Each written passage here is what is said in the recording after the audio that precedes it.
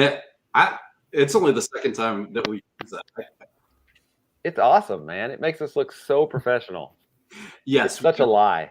We are not. We're going to try our best. This is Friday night. It's 11 o'clock. It is time to explain yourself. We've got 3 projects we're going to talk about tonight. I am going to step away for a second, though, because somehow I forgot to send the link to join this to Brian Hawkins, our 3rd project. So, Will, I'm going to need you to get us into the show and do our pitches while I figure out how to get Brian to join us. All right. Well, we've got Frank Martin and Jenna and Carl, our creators. And what we're going to do is we're going to run through the quick 30-second pitches for their projects, and then we'll see what else kind of trouble we can get into. So, Jenna and Carl, do you want to start? Yeah. Let her up. All right. Me. Okay. Lady Mayhem is a 90s style tale of over-the-top violence and vigilante vengeance about a woman who comes back to the city that she fled a couple of decades before when her father passes away, and she believes that he's been murdered, and she wants to take revenge on the crime syndicate that she believes took him out. Bam. Nice. Bam. In your face. All right. And Frank, you've got Pipe Creepers number 2, right? I was going to say, I love that purple filter that they got on their face there. I don't know if that's on purpose. We don't know how we did that either. It's definitely set the mood. Evening lighting. That's right. I'm going to get some Vaseline and put it on my camera. I'm going to go back 80s moonlighting style. It's going to get so sexy so fast.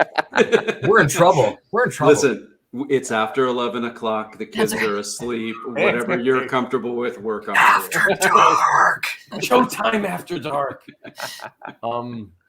Pipe Creepers is the project that I have in Kickstarter right now. It's for part 2 of the 2-part story arc. The basic premise is a bunch of plumbers go to a house that's very creepy to work in the basement, and they get sucked into a kind of a Lovecraft adventure. So it's fun, it's horror, it's adventure. It's not meant to be in your face scary. It's more meant to be like fun scary, adventure scary. So I hope people like it. Awesome. Well, Brian Kevin? is coming. Brian is coming. I sent the invite, but I put the URL in the middle of the invite. So I'm going to go into the sausage of the show. I could pitch Brian's book because it's pretty cool. Yeah, but I'll let him come on. But give me a second to. I'm gonna explain this. I'm gonna explain myself. So we have this invitation document, and I very specifically put the URL in the middle because I want people to read it. And I know if I send the URL at the top and then there's all the stuff about the show, no one will ever read it because other comic creators are like me. We're busy. We've got Kickstarter campaigns running. We've got books to read, edit, draw, etc. So I put it in the middle, which is where he's like, I don't see. Where is it? He's going to be here. And he's going to be talking about The Lunatic, the Lover, the Poet, a slasher horror comic. A troupe of theater kids in college are doing Midsummer's Night's Dream, and unfortunately, one gets hacked to death before the play goes on. He's here to talk he will be here to talk about the second issue, and we're going to let him do a much better part. How'd I do, Frank? I think you did pretty good. I think Maybe it's unfortunate. Maybe that guy was a jerk. The slasher, or I have an affinity. Who died. I have an affinity for stories that combine like horror plays into an actual horror story. Like Phantom of the Opera and stuff like that. It's we've got some really good news. Here he is. Brian, to do it for himself. Did you hear my terrible 30-second pitch about your comic? I did not, but I would love to hear it since I missed it. No. Here's the deal. We're going to let you do your 30-second pitch, and then we can all rewatch it tomorrow and see if I butchered it. Oh, wow. Okay. I'm pretty sure he did, man. It's okay. I doubt if he butchered it. I slashed it. Oh, well, that's perfect. Butchered is a great word. That's an intro. That's all that was. So am I just jumping into it? Jump into it. All right, We're so gonna- the Lunatic Loving the Poet.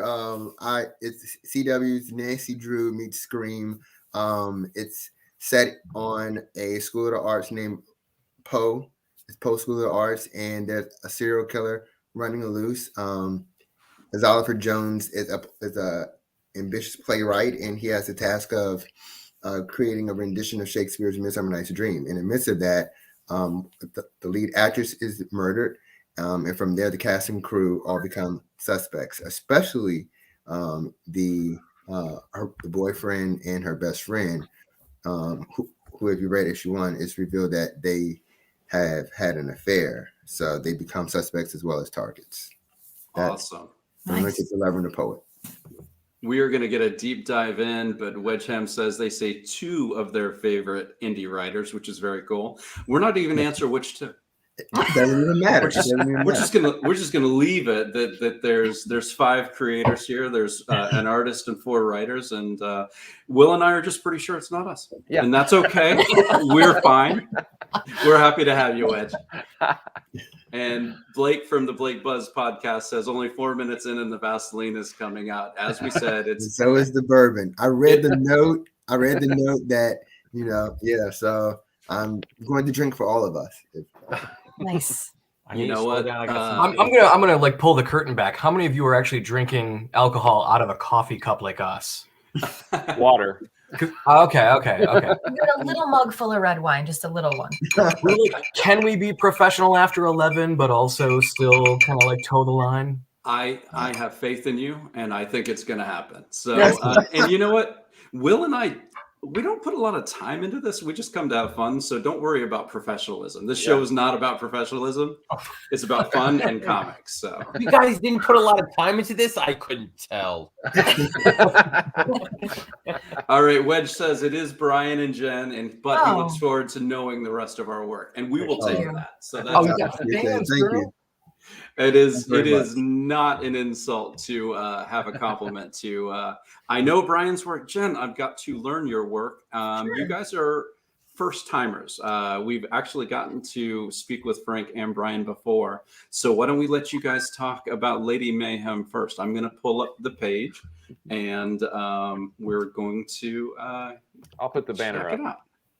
Oh, beautiful. The seed of the idea came about because I misheard someone's name.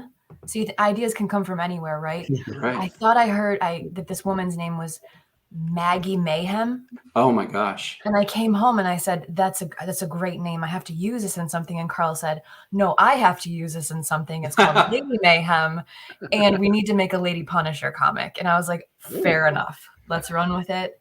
And because he'd been kind of wanting to make an over-the-top, bonkers, violent 90s image, just ridiculous gonzo guns and blood. And Like the guns are too big. The yeah, violence Right. is too big. it's impractical.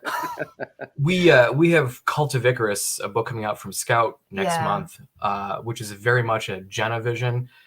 And I was like, listen, It's CW vampires. if I do this Nice. for you, you have to do this for me. Yeah. So I drew some vampires for, the better part of the year. And then I was like, listen, let me show you Cyberforce. And then I dragged her down the rabbit hole of like the JR Punisher Warzone. Yeah. I made her read Hard Boiled by Frank Miller and Yep. Frank Whiteley. Not Frank Whiteley, Jeff Darrow. And I've got Frank Whiteley on the brain. But yeah, I read some the Daredevil lady. Typhoid Mary. Typhoid Mary. And the Synthé run? Or Yes. That's my Daredevil. That Yeah. JR and So the Synthé. good. That's my Daredevil too. And Yeah. quite frankly, nobody talks about it anymore, which bums me out because every figure and every page has so much force and vitriol. I was like, where's that? I want that. So we just kind of crafted a basic revenge story, but put it in this world of hyper violent Punisher type stuff, just featuring a lady because I like to write as many ladies as possible. Somebody was really smart in one of the reviews that I saw of it so far. They were just like, with the forethought of looking back. I'm like, no, it's a 90s comic. Like, don't think it's elevated. Like, it's not. straight up. It is violent and kind of over the top and ridiculous. Yeah.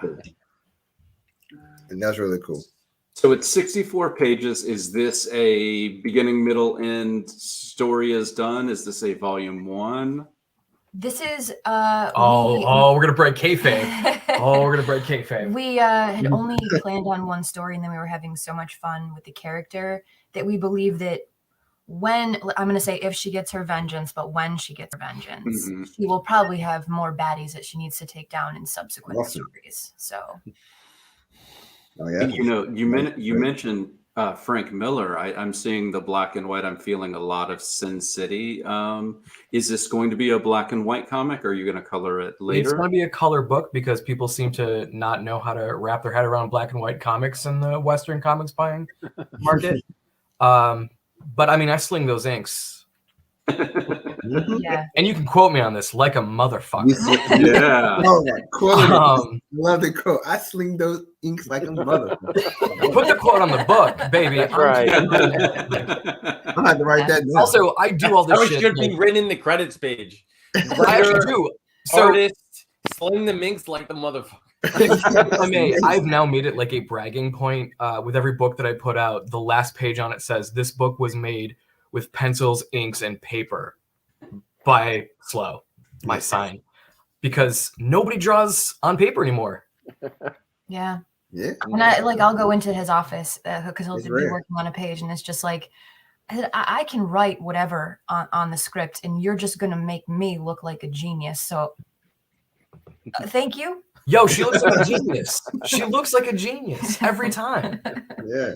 Because she can just say, I made him do that. So we're having a ton of fun is what it comes down to. Show of hands, you're all writers, right? Yeah. Writer. Everyone's a writer? I wish I could sling those inks. You're Yeah, welcome. me too. I'm just going to say it. You're all welcome. It's amazing how many times you see stories from the big two that are just like mediocre, but they have top tier artists that are on them that can just All the make it time? seem like they're astronomical. So And then they're great, and then they get replaced, and you're like, why are you getting rid of these amazing artists? Oh my God, so many top tier artists that do like 3-issue runs, and you're like, that was the reason I was buying the book. Like I Justin think Fellow it's was just, just on Amazing Spider-Man. it's the workload, you know. The same amount of time it takes a writer to write 8 issues is the same amount of time it takes a great artist to write to draw 2 issues. So it's Yeah. For sure. that weird timetable. Yeah. So you guys are Zooming, or we should say StreamYarding, from the same room. Yes. Do you write in the same room? Do you separate when you're creating a comic? We will actually, a lot of times we collaborate on the basic story and the basic outline.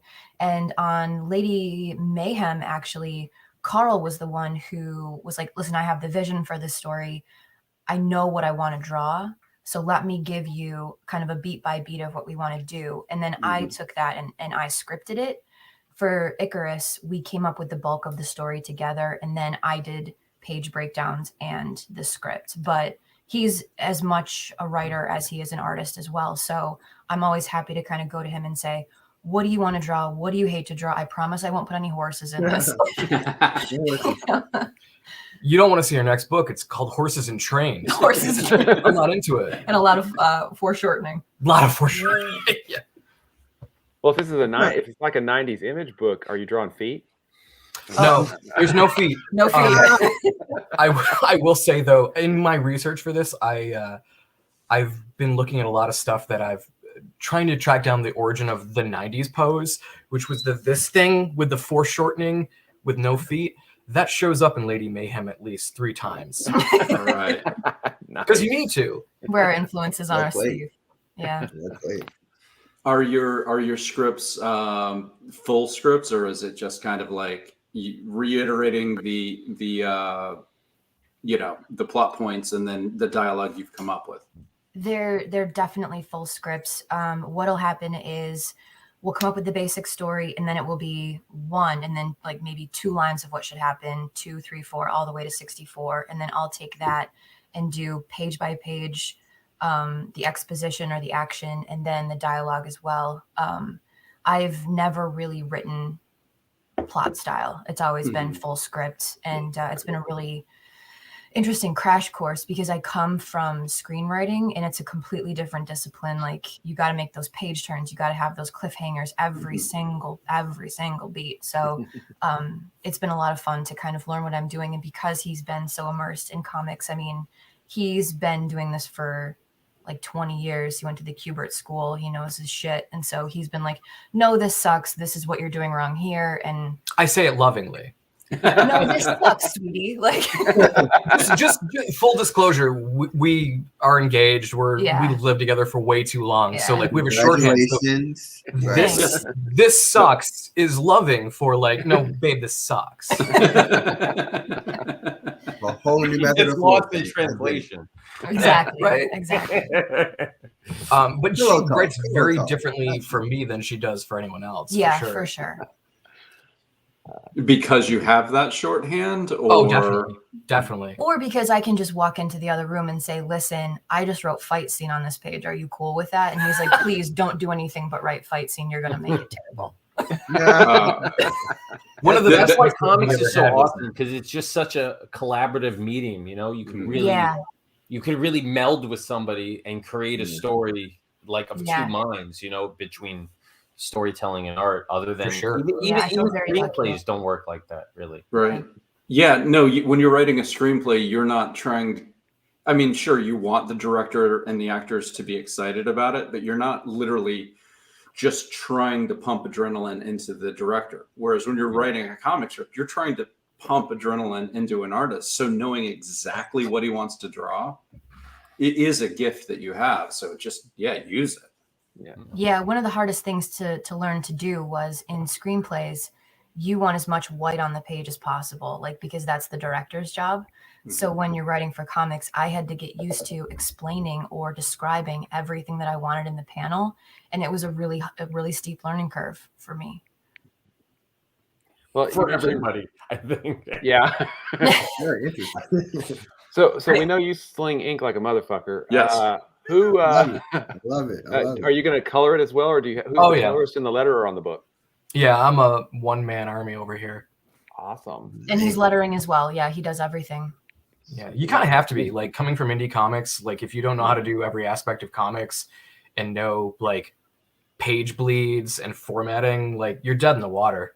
I respect Yeah, that. because you can lose a full week if you don't have your pages created in the right way for the Man. printer. And I've seen professional books get shot straight to hell because they didn't know simple things like this. And it all falls on the artist and it all falls on the creative team. And listen, that's how you can tell the difference between a seasoned veteran and someone who doesn't know what the fuck they're doing.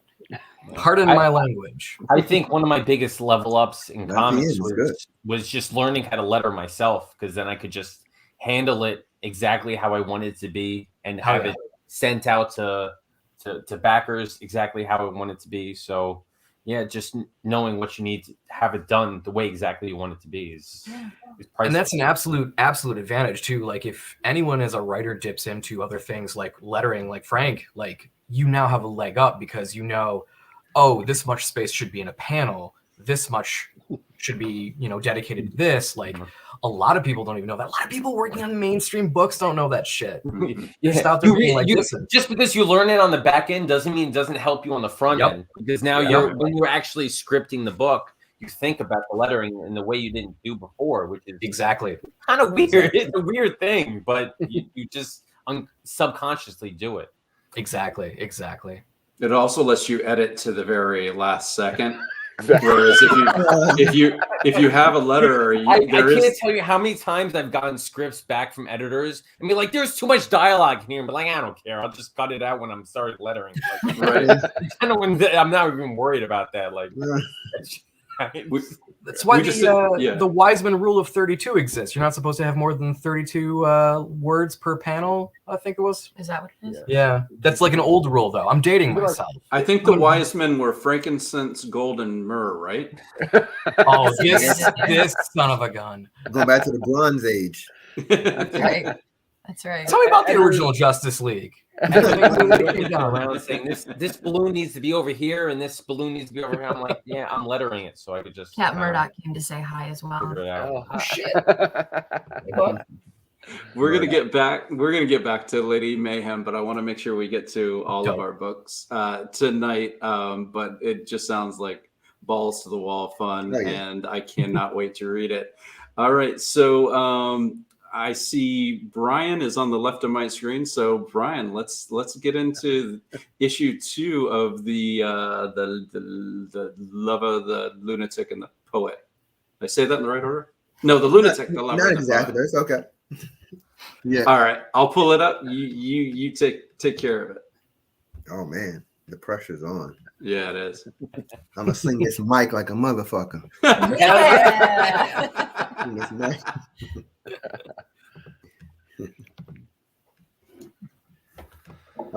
There it is. So yeah, I mean, like I was saying, it's Act 2. This is the follow-up issue. It's a 3-issue series, and it's beginning right where issue 1 left off. And issue 1 kind of left off with a cliffhanger where Mercedes, the other actress who was having an affair with the original victim in the first one, she's now being attacked by the Puck Mask Killer. In Act 2, the idea of the Puck Mask Killer comes more to the forefront. In issue 1, there's not much name given to the killer, but kind of very much like Scream, where Ghostface becomes a thing. Puck Mask for Act 2 is becoming a thing based off of the stage manager Sierra recognizing and being the only one having seen the killer and saying like the killer wore a puck mask. And so on the heels of Mercedes attacks, we pick up with her in the hospital having survived it, and then we flash back to see how she actually survived it, and from there Detective Reese Randolph, who is the uncle of Alexis Randolph, the lead actress who was originally killed in Act 1, he's interviewing, kind of interrogating, finding out what happened. He's out for justice, but he's also out for revenge, kind of, to bring this perp to justice for his family, his niece who was killed, and everything kind of ensues from there. And the usual suspects kind of come into play in a roundabout way, and the cast and crew get more involved in issue 2, and more secrets are revealed that makes the mix up and the mesh of who's really behind this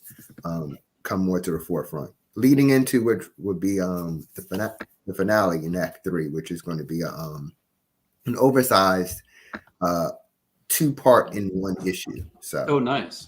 Very cool. So I see the creative team here. Can you tell us how you put your team together? Yeah, so Marcio and I have been connected for maybe about 2 or 3 years. We started off on this kind of urban fantasy hero story called Corn Rolls, and from there we kind of just took a break on Corn Rolls. He had a personal issue that came up, and he needed some time, and so we kind of stepped back. And then when we reconnected, I was ready to roll with the Lunatic, Lover, and the Poet, which is really, ironically, this story has been rewritten like so many times, beginning with its origin as a spec screenplay actually. And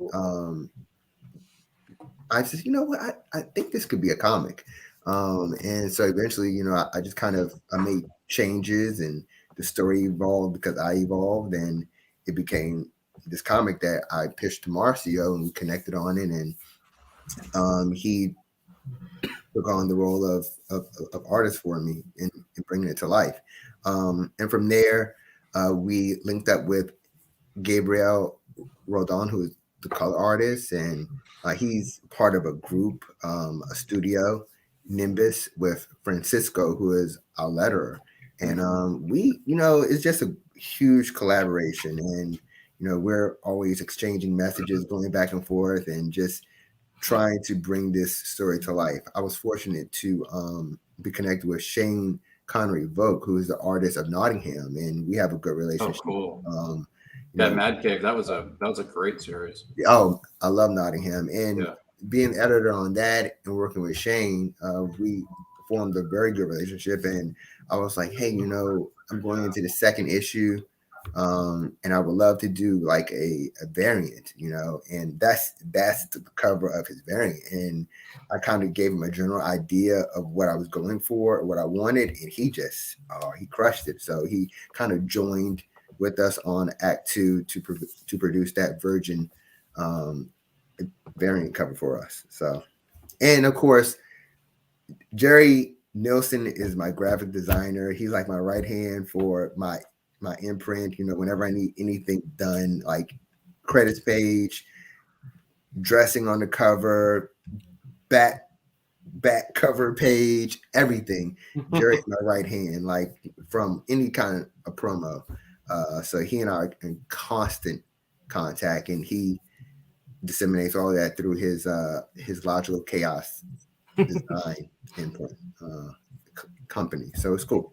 So you said it was a screenplay at one point. Yeah. How do you go about adapting your own screenplay into a comic? What's the first step in doing that? Do you go straight from the screenplay, or do you just put it away and start writing a comic?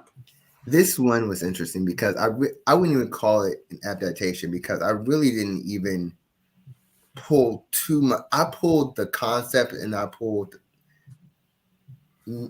some of the characters' names: Xylophor, Lexus, Mercedes, Valentine. They are definitely from the screenplay. The idea is definitely from a screenplay. The original screenplay actually wasn't set around the play. As far as him being a play, the original screenplay was actually Xylophor was they were all in college, and he was actually in a literature class, and they were focusing on Shakespeare, and one of the plays that they were looking at was A Midsummer Night's Dream.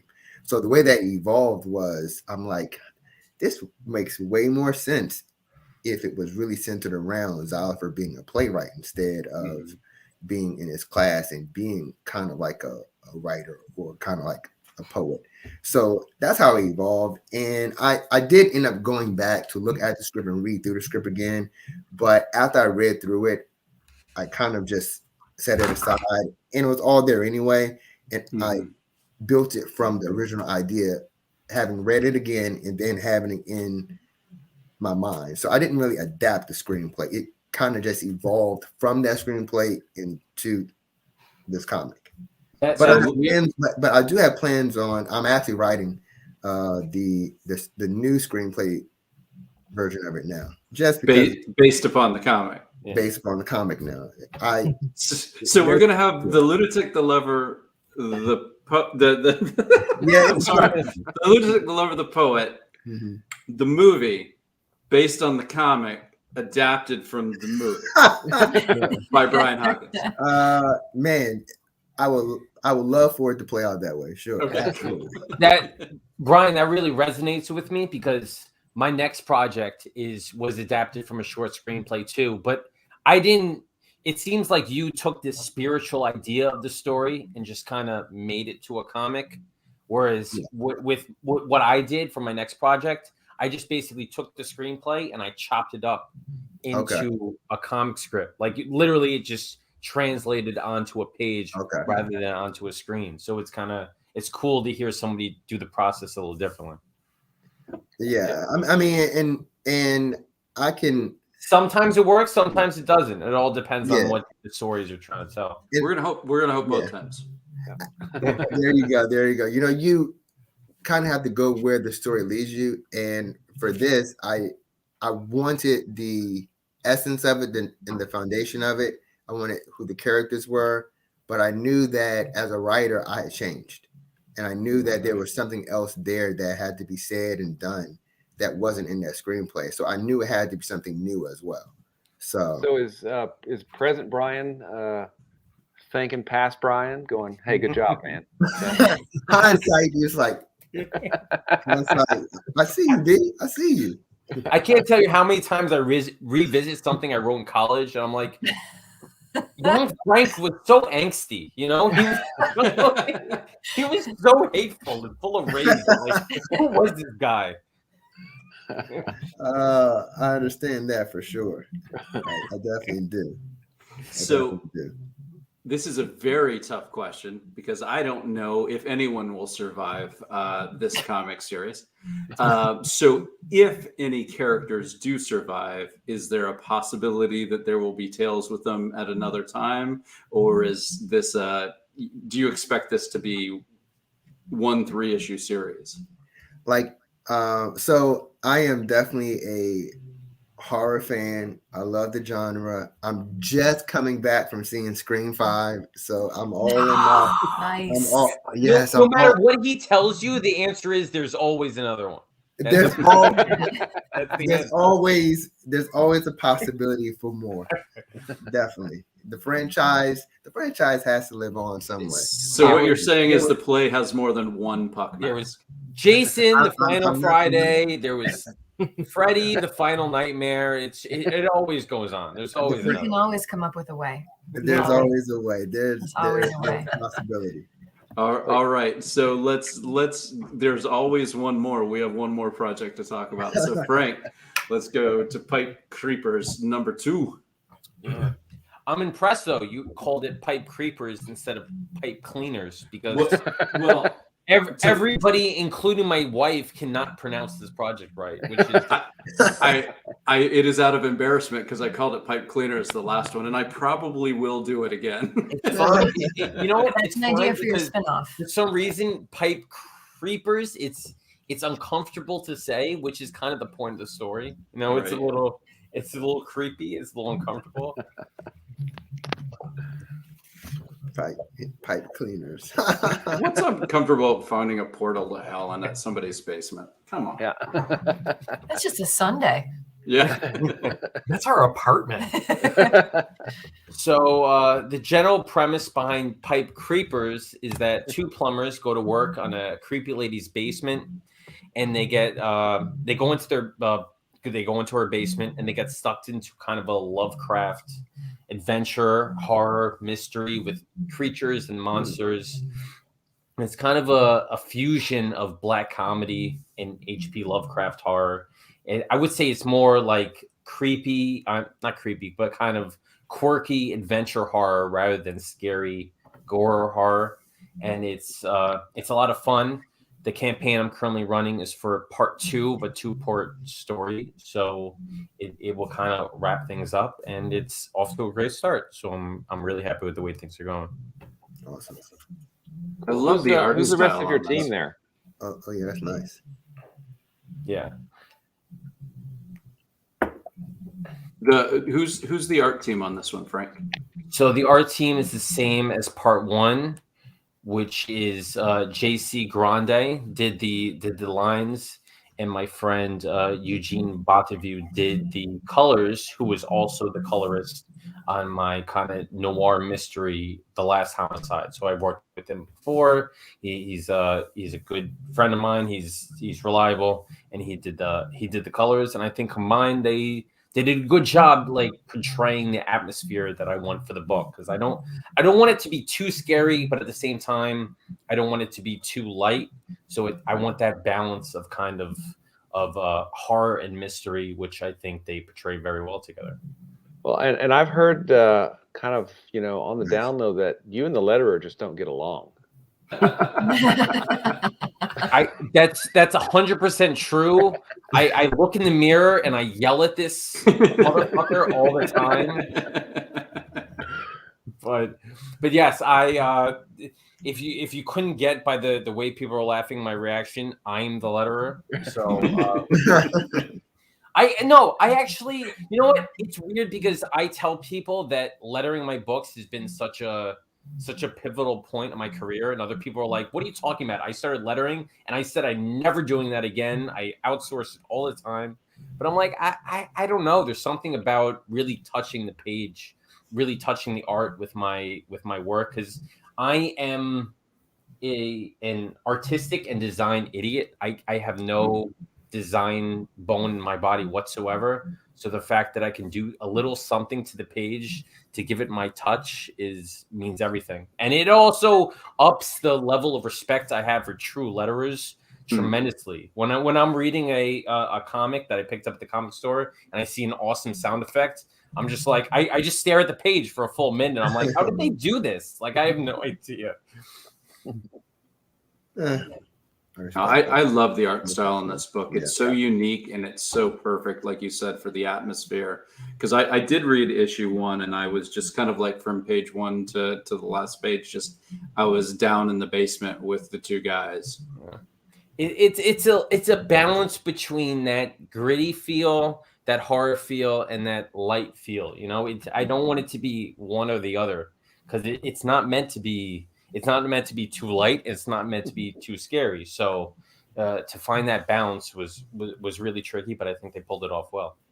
Ignacio says it's Mario Brothers meets Lovecraft. So Ignacio, we're all trying to put you on our speed dial to help us pitch our comics. That's perfect. Yeah. That was 100% marketing. I think the way I pitched it was Super Mario versus Thulu. And neither Mario nor Thulu appear in the book, but I figured that's a way to suck people into it. Wedge says, I love suspenseful horror. Gore is cool, but I love the feeling of what's behind the door or hiding in the shadows. This looks cool. It does. Yeah. I'm excited for part 2, because part 1 was basically getting a feel for these characters, getting a feel for the setting, and part 2 is when things really just like take off and get super weird and super crazy and action packed. So I'm excited to see what people think about it. Dude, guys, stop the presses. This is exclusive. Explain Yourself has our first spam comment. Yes. We've made it. We've made it. It is a Russian name. You know what? I'm going to take 100% credit for that, for me doing my pitch. Why? Okay. Totally, man. You know what? I mean, good night. We're done. Anytime you cite that in the future, you have to somehow fit my name into it. If people aren't trying to spam your comments, are you even on the internet? I feel like we finally made it. Milestone set. Show's over. Go out on a high note. Yes. There you go. Yeah, we're gonna get OnlyFans links after this. Y'all don't even know, we're so money. Blake, if you know me, you know nothing ever is 2 issues unless it could be continued into more. So everything is always that door is always left open. So they may be on other house calls in the future if they survive. Everybody's got plumbing issues, you know. So you never know. I think I remember, but how was this story inspired? So I've been a Lovecraft fan kind of forever. But the thing is, I'm not a huge Cthulhu mythos Lovecraft fan. I'm a Lovecraft fan of like some of his lesser known stories, you know, some of the stuff that deals with family secrets in the basement, not necessarily cosmic monsters. So after I graduated from college, I gravitated towards my family business, which was a chimney sweep contracting company. And I did that for a bunch of years, and I wanted to do something that gravitates towards that. But instead of that, I did a plumbers, because I thought plumbers was a little bit more relatable. And I just smashed the two together, where you had a blue collar kind of partners in plumbers coming together to unravel this weird Lovecraftian mystery, and the story was born, you know? So if there is a second volume, or when there is a second volume, would it be within Lovecraft, or would it be a different creature, or would it be a different writer's universe that you might play on?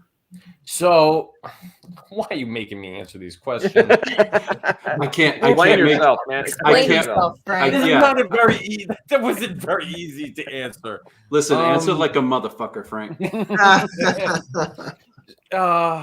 How do I answer this without answering it?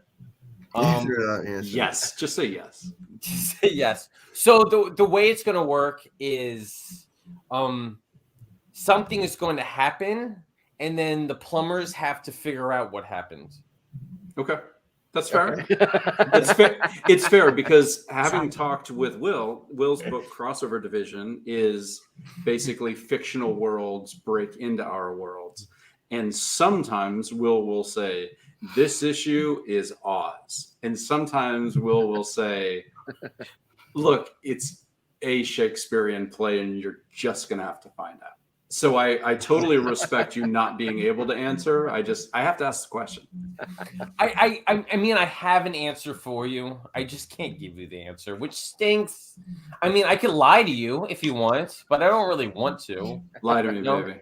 Yeah. Right, so look, what's going to happen is the plumbers are going to like wake up and they're going to be in this weird land with flying monkeys. And There you go.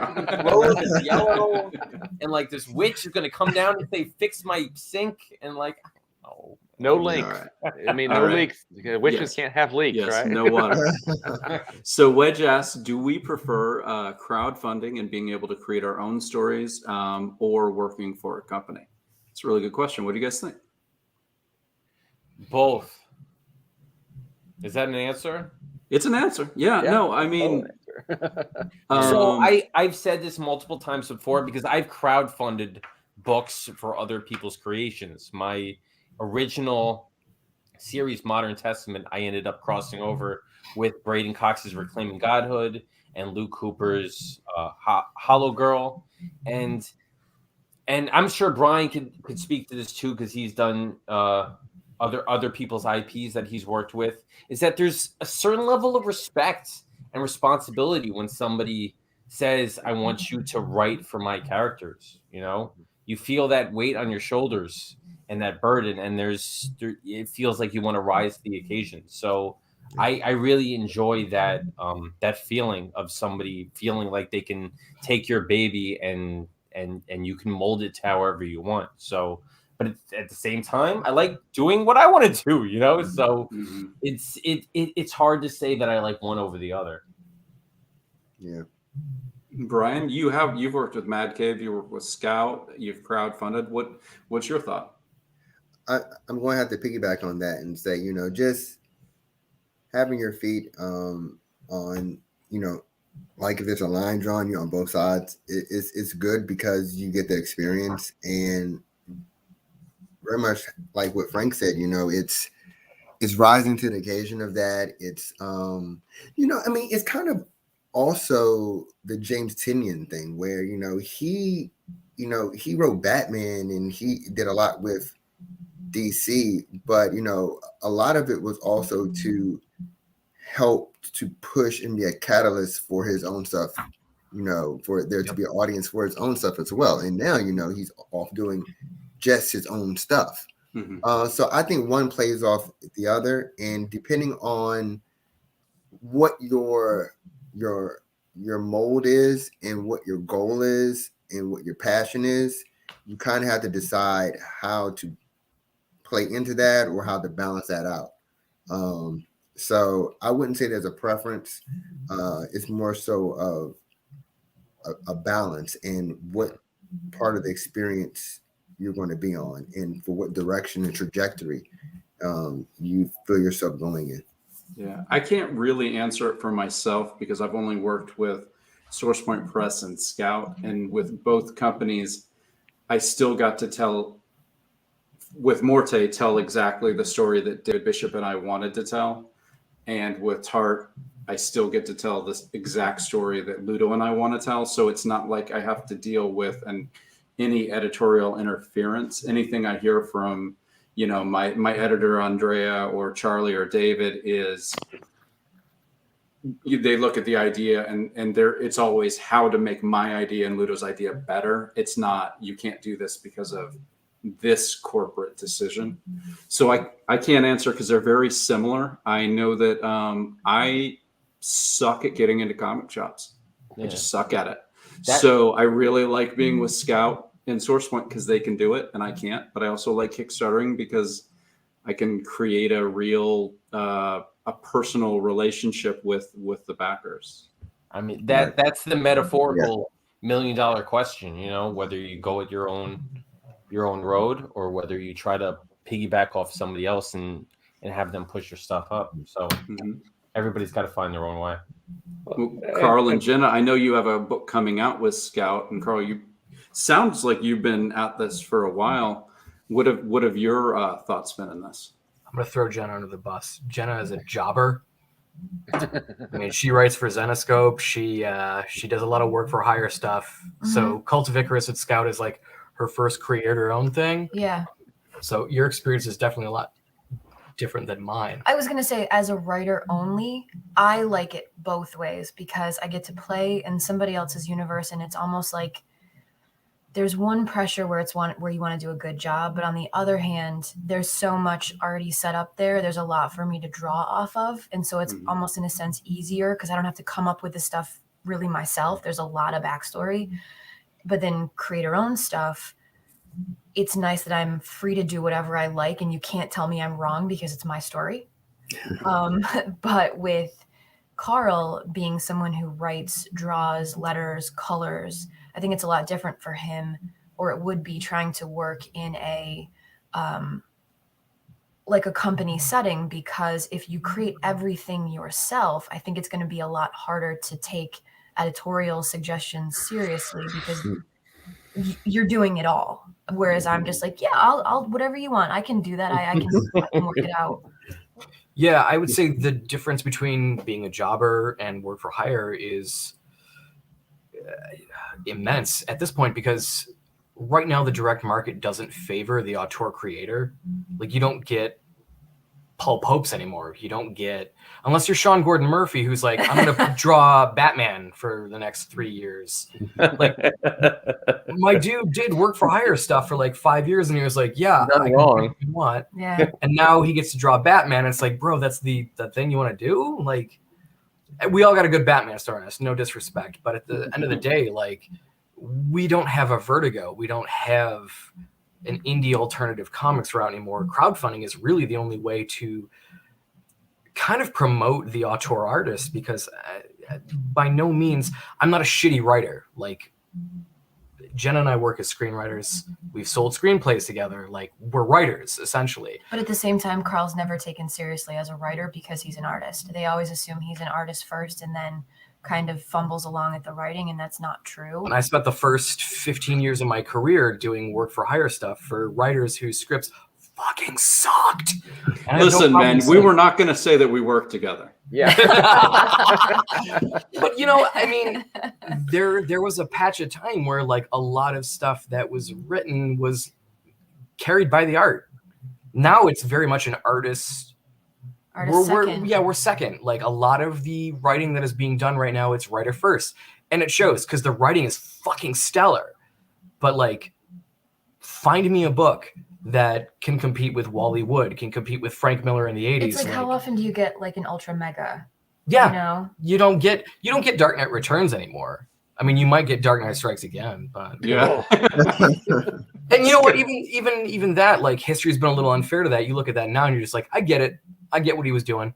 But I mean, ultimately, there isn't a space right now for solo creators who write and draw their own shit. Like, you're not going to get a Mobius out of Western comics.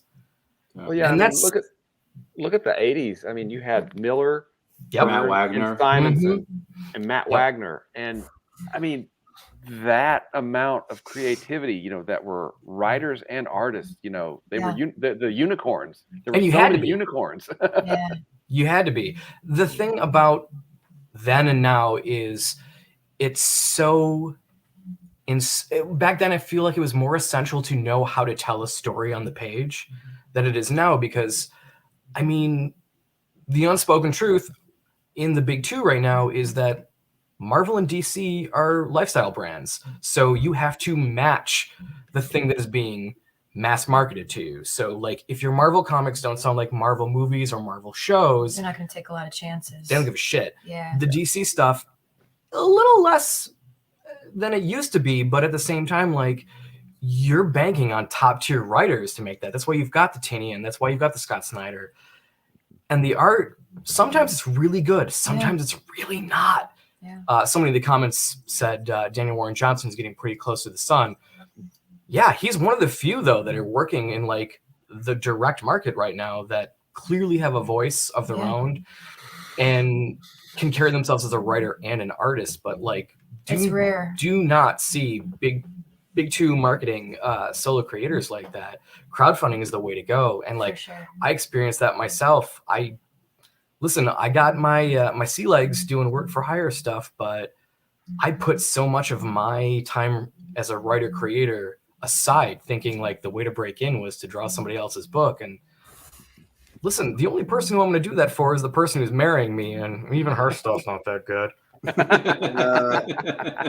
I'm kidding. It's fucking great. You love it. We have a good time. But it is a conversation that isn't being had. Yeah. And as the sole artist in the room, I'll be the one that gets that bullet. I don't care. No, I don't think that there's a writer here that would say that our artists don't make our scripts better. I mean, if you do, that is going to make some good TV. So say it, but I'm not going to be. I'm not going to say it because it's not true. You'd be surprised how many offline will say that shit. Yeah. Speaking as a writer, the artists, you guys are the bells of the ball. Okay, you know, I'm always looking for an artist. Yeah, artists, you know, you guys can do whatever you want, in my opinion, because you're like, oh, I want to work with this writer or this writer. We're like, please work with us.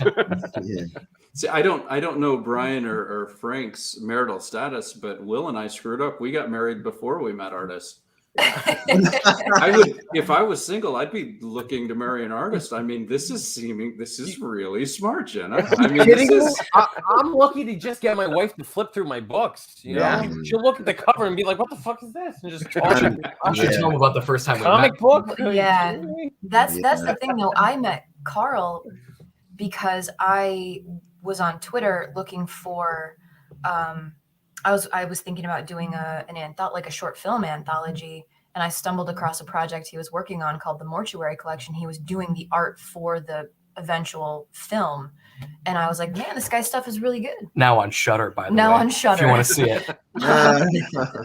Gotta get that plug-in. Gotta get them dollars. That's awesome. Yeah, we need like a Tinder for matching art writers and artists. That's like I got lucky. You on Shudder? I didn't know he was a comic artist. I just was like, all right, this guy does some cool I need stuff. to work in Silicon Valley. That's where I need to be. Exactly. What is the name of the movie? It's called the Mortuary Collection. And he was doing the concept art for it. And I was like, this is great. I had no idea, that he did comics. Shudder. And then it turned out that he did, and I saw his stuff, and I was like, well, I'm going to force this dude to work with me one way or another. And then it just so happened that we lived in the same city. So I lost my mind. That's great. I mean, now she smells my farts. There we go. Oh man, getting personal. And thank you, Wedge Horn. That's awfully nice. I pictured it as a horror movie, bachelorette party. That's exactly how I wanted it to go. And no, Blake's Buzz, you can't meet cool girls on Twitter. It was a fluke. And I'm not that cool. But I can say you can meet really great artists because I only know Jessie Sharon, and I've got a comic because I followed her on Twitter. So yeah, absolutely. That's right. So I don't know about the romantic stuff. But as long as they could draw sequentials, I don't mind being catfished. Yes, there's a difference between drawing pretty pictures and drawing sequential art. Yeah. I 100% agree. Wait a minute, Frank, that was you? That was 100% me. I don't care if my wife is watching. I'll rearrange things in order to get an artist on board. On this, I'm married. No comment. Well done, sir. Nice. Well done. Well, you know, Frank, you mentioned something earlier that really kind of resonated with me. Kevin and I are going to cross over Tart and Crossover Division, and that responsibility you feel, because I was writing some dialogue for Tart, and I'm like, okay, this is Kevin, this is my pal, right? And I can't screw this up. And I think at one point, Kevin, there's one line where I'm like, holy freaking crap, I just nailed some dialogue for her, and I'm like, yes. And he went like, it's okay. Like, okay, I'm fine. I've had that same feeling where somebody else created a character and you put words in that character's mouth and you're like, would they say this? You know, it's a very weird feeling, but you know, people that work for Marvel and DC go through this stuff every day and they never think twice about it. So it's weird to put that much responsibility on an indie character when you're not even that much your friend's character who they are entrusting for you to expand into a story. I mean, I have a blast with it, I really do. Even if it's not a huge character like Superman or Batman, It's a lot of fun. Yeah. So it is 11:56. Let's pull up the banner. Hey, Joey's here. Yeah. Joey from the Geek Collective. The only reason that we actually do look sort of professional. He did our video and does all of our graphics. So we'd like to give Joey a shout out because he's the only thing that makes this train feel like it's not just rocketing off of a Hi, bridge. Joey.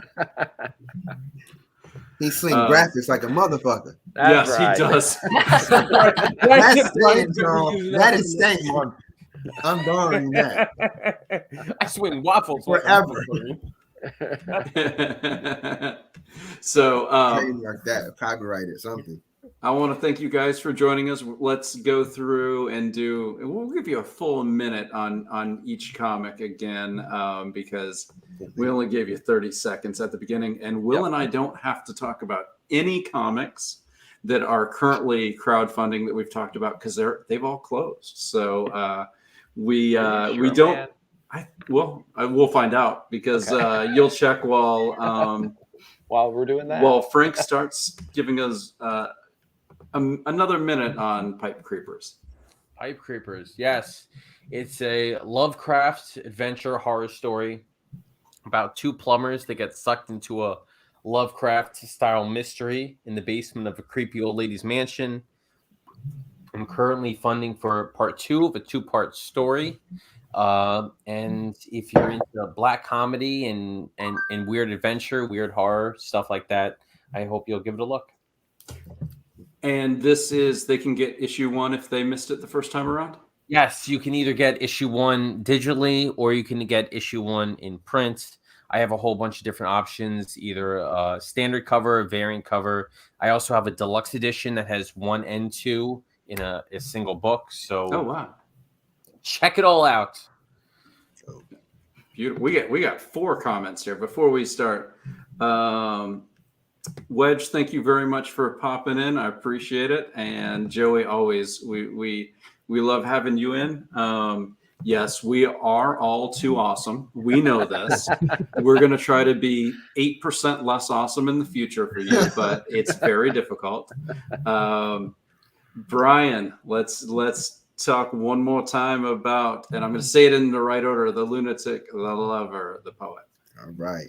So this is Act 2, the follow-up issue from issue 1, Act 1, and we are within a small school of the arts, Poe School of the Arts, and Zollifer Jones, who is the main character, is writing a rendition of Shakespeare's Midsummer Night's Dream, and in the midst of that, the lead actress, Alexis Randolph, is murdered. From there, the cast and the crew become suspects. Secrets are revealed, affairs are revealed, and Alexis' boyfriend and best friend were actually having an affair, and they become suspects as well as targets. And Act 2 picks up right where Act 1 leads off, where Mercedes, who is Alexis' best friend, who was having an affair, is now being attacked by the Puck Mask Killer. And so Act 2 is about her survival, her potential survival, and then it leads into more mystery about what is really happening within the play, and what's really going on with in that campus, and the secrets of the students and the faculty, and how all of that ties into who is the killer and why the killer is running loose and terrorizing the campus. This is issue 2, Act 2 of a 3-part series, 3-act series. It's all in acts, as I allude to, like the 3-act play structure.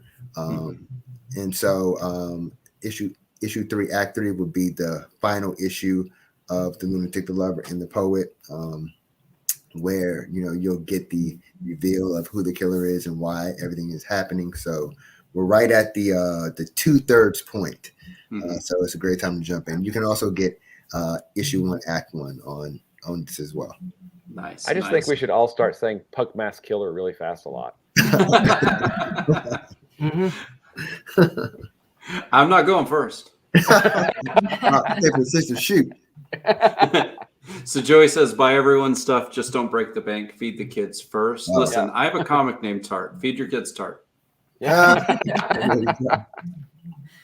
It's high in fiber.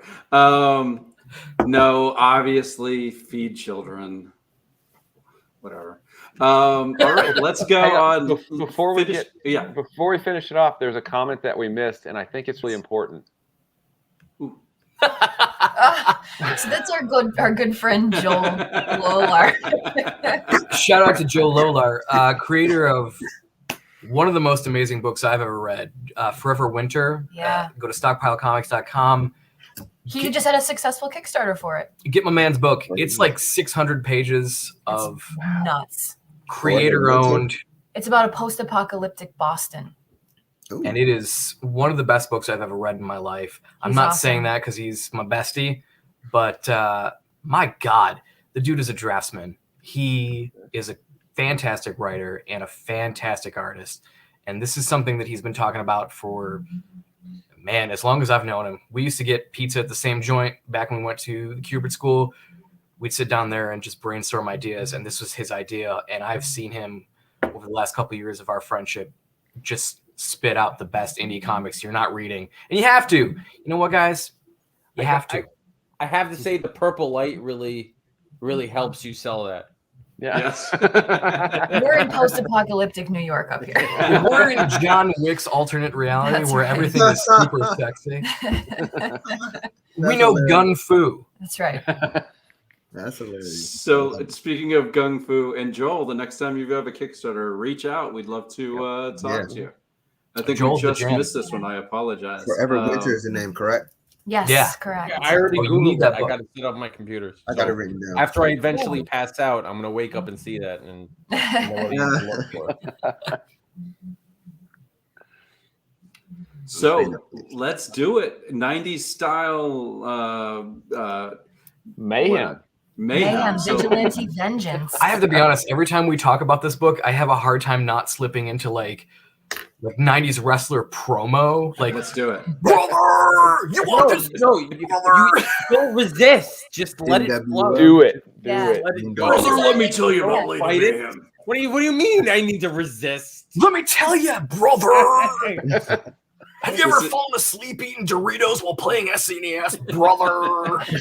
You ever gotten a headache from playing fucking Mountain Dew up to your nostrils, brother? You have to hide those Image comics, brother. That's $1 million idea. I don't know why you would fight that. So he's going to be the wrestler announcer. I'm clearly the hype man for this whole damn Clearly. project. He's Um, Macho Man, she's Elizabeth, right? That's Yeah. Bro, that man sold his soul for Slim Jims. Hey, listen, Homie could have listen. made some money. Yes, but there will never be a bad word about Randy said in this show Never. because he No. punched my friend when we were 11 years old. No shit. Wait, you punched your friend? Randy Macho Man Savage Love him. punched my friend Sean right in the gut. We got tickets to WWF untelevised, which I, as a kid, I didn't know that that meant that no titles were going to change. But we had the British Bulldogs in a tag team title bout. Oh, We had Randy and Tito Santana, I think, in a no holds barred. Oh man, you are aging me right now. I'm getting hype. We were on the row where you got to slap hands with the good guys and yell at the bad guys. Oh, that's And I was awesome. 11 and my friend Sean was 12. So he was a little bit more on the line of, I don't care about Randy, but that Elizabeth is pretty. And they walked I love past Elizabeth. and he touched Elizabeth's shoulder. And Randy took his arm and just went and caught Sean under the diaphragm. Sean just like balsa wood, flew back in his chair and couldn't breathe for a good, minute. Oh Like, my he goodness. knocked every gasp of air out of Sean's. That's amazing. Can I That use is- this? Can I use this opportunity to share another wrestler of the That '90s is story? so Yes, cool. So yes. cool. This can turn into that. But Sean got up. We watched the rest of it. I ran into Sean's brother on Facebook like 20 years later, 2 years ago. And I said, I hate to tell you this. I've told that story 10,000 times. And he said, it's okay. Sean and I have told it 100,000. I love it. I love So it. please, what's yours? That's So great story. this looks like a postscript to a young Carl who loved Sergeant Slaughter back in the day. I was at a New York Comic-Con. Man, it had to be almost 7 years ago. I was promoting a book, and I had like the press badge. I was there early and whatever. So I was walking around, and Sergeant Slaughter, like at every convention, much like Lou Ferrigno, had his booth. You had to pay for his signature and all that. I was like, holy shit, there's fucking Sergeant Slaughter. WWF back in the day had his wrestling buddy. You won't tell him that. But I was like, I took a picture of him from afar, and I saw like a dude give him a high five and all that shit. And the dude was paying for like I bought a photo with Sergeant Slaughter and all that. And I walked over to the dude and I'm like, yo, you want to save yourself $10? And I was like, I got a great picture of you and Sergeant Slaughter. And the homie turns around. It's Daryl Palumbo from the band Glassjaw. And as like a New York hardcore kid, I was like, yo, I lost my mind. And he was like, really? For real? And I was like, yeah. And he's like, are you an artist? And I was like, yeah. And he's like, oh, sweet. Do you want to check out Bill Sienkiewicz's booth? I was like, no, I don't want to do Carl that. died and his soul left his body. I was like, at the time, I was just like, oh my God, yeah. And then he was like introducing me to all like these like rapper guys that he was producing for LP's label. And I was like, oh my God. And then it didn't actually have anything to do with Sergeant Slaughter. I just wanted to mention that I know rock stars. Hey, that's gorgeous. I love it. I don't know. Do people know Glassjaw anymore? Do people know LP? They know Joey Bill. does. Circling it Joey back does. around, do people know Lady Mayhem? There you go. There you go. Oh, Questions on brand. I see what you did there. I do have a Bill Sienkiewicz story. I was my first ever con before I was even thinking I'd ever write a comic. We were in Big Apple Comic Con in 2001, 2002. It was in a hotel on 34th Street. We're walking around and there's Bill's standing there. His booth is the messiest. It's Lady Mayhem on a table. Like everything is everywhere. There's no rhyme or reason. There's this painting of Elektra that's easily 3 foot high, 2 foot wide. Oh, yeah. And my buddy Bill goes, how much is that? And Bill's talking over here and he says to my friend Bill, 5,000. And and that's when I went, oh, I'm never going to own any Bill Sienkiewicz. Okay, all right, good to know. My man painted the cover for the Bobby Digital album. Like, it's not happening. You're never going to own that again. Like, he's in rappers' houses. Yeah, he's so talented. I mean, it was worth 5,000. It was not a situation where I looked down and went, I can't believe he's asking that. It was just like, oh yeah, that is Only out of my. 5,000, not 3.3 million, like the recent page from the issue 8 of Secret Wars that just went on sale. That's nuts. That was 2002. It probably is 18,000 now. I wouldn't doubt it. So I want to thank you guys so much. It was a blast. It always is. Frank, Brian, thank you for coming again. Jenna, Carl, it's really nice to meet you. And I hope when we have volume 2 of Lady Mayhem or some other book you guys are dropping together or individually, please reach out. We'd love to talk to you more. Yeah, Thank sure you. thing. This was a blast. Thank you. All right. Totally. Good night, everybody. And everybody who commented, you made it a blast because we got to talk about what you wanted to talk about. And that it makes it more fun for us because we're not just going to like grasping at straws. So we hope to see you back here next Friday night. All right. Good night, everybody. Good night, everyone. Night. Night, everyone.